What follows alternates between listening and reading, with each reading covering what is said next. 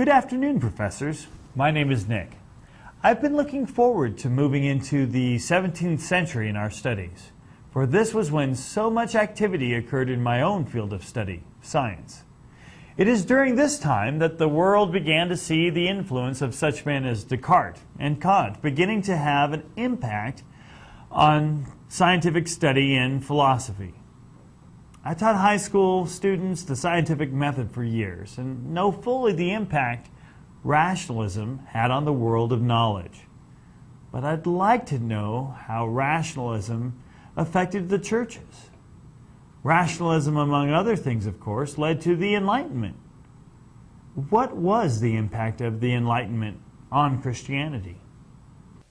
Nick, some people have said that since the Enlightenment, the world simply hasn't been the same. This is a paradigm shift that we experience in the 17th and into the 18th centuries, both because of the Enlightenment and its partner, namely rationalism. And as you've very well identified, these things do inform one another. What is the Enlightenment? What is rationalism? Well, in terms of the latter, rationalism is the belief that human reason is the final judge as to the truth or falsehood of a claim. There is no outside authority in the sense that one can turn to the Scriptures, as the Church had been doing for centuries before this, to establish truth and falsehood. Rather now, the scientific method was employed. And what the scientific method said very simply was, a hypothesis was asserted if it could be proven via scientific experiments, that is to say, that consistent data could be produced and regularly interpreted, then something was true. Now, when that comes to the Christian Scriptures, to the Bible itself, things began to take some interesting turns. For example, what do you do with the stories in the Gospels of Jesus' birth? The Christian Church's teaching of the virgin birth was viewed by some with suspicion, was viewed by some as a myth, shall we say.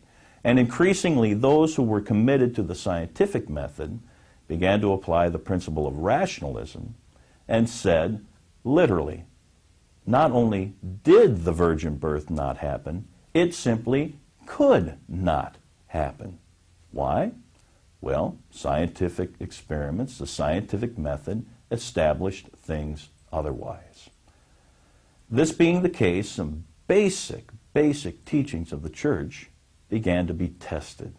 The virgin birth being one example, the resurrection of Christ, the doctrine of the atonement, and many, many others all came into question. Now, that's not to say that all people who were inclined towards rationalism simply dismissed the witness of the Scriptures.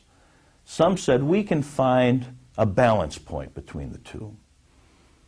John Locke, for example, said there are those things that are contrary to reason, those things that agree with reason, and those things that are above reason. Those things that are above reason cannot be proven true or false on the basis of the scientific method. They simply must be accepted by faith. Yet, said Locke, these things also are not at odds with human reason, simply beyond our capacity to understand. For many, that was a sufficient answer. Others, however, said, no, this won't do. The scientific method provides a tight, inherently explainable world. That is to say, things simply make sense. This component of what is the larger Enlightenment would transform Western thinking and certainly transform the Church as well. The Enlightenment as a movement, as a perspective, really implied that humankind had been lost in darkness for thousands of years. That in fact, because of the Church, said some Enlightenment thinkers, man was in a self-incurred tutelage, had placed himself into bondage, and had therefore not fully developed to the fullest of his capabilities. The Enlightenment simply means shedding light where there was darkness before, and the place of darkness was oftentimes attributed to the work of the church and its pronouncements through the priesthood of what was to be believed and what was not to be believed. What the Enlightenment encouraged was autonomy, radical autonomy in the sphere of the individual. Self-law, law unto oneself, self-realization, the opportunity to encourage human beings to be all that they could be, rather than keeping them down through church teachings. In this respect, one of the components of the Enlightenment mind was the denial, or at least the downplaying, of the doctrine of original sin. Many Enlightenment thinkers said very simply, by emphasizing the sinfulness of human beings, the church had in fact kept humankind from developing as it should. Rather, the Enlightenment proposed a very optimistic notion of the capabilities of humans, saying that if human beings were encouraged and left free to pursue their own ends, to pursue knowledge for the sake of itself, to use their minds to the fullest of their capacities, that great things would result. And this optimistic message, this emphasis on the capability of human beings to achieve, struck a chord and resonated with the people of 17th and 18th century Western Europe. The church found itself in a bit of a predicament, not surprisingly. Having, on the basis of the Scriptures, taught that man is inherently sinful, comes into this life in a state of sin, now there was a competing philosophy that said, no, human beings are not culpable for anyone else's sin, only the actual sins that they themselves commit. Better put, said the Enlightenment thinkers, simply to emphasize human capability. So, said the Enlightenment thinkers, the church has kept society, culture, and individuals from developing into all they could be. The church has in fact hampered the development of humankind.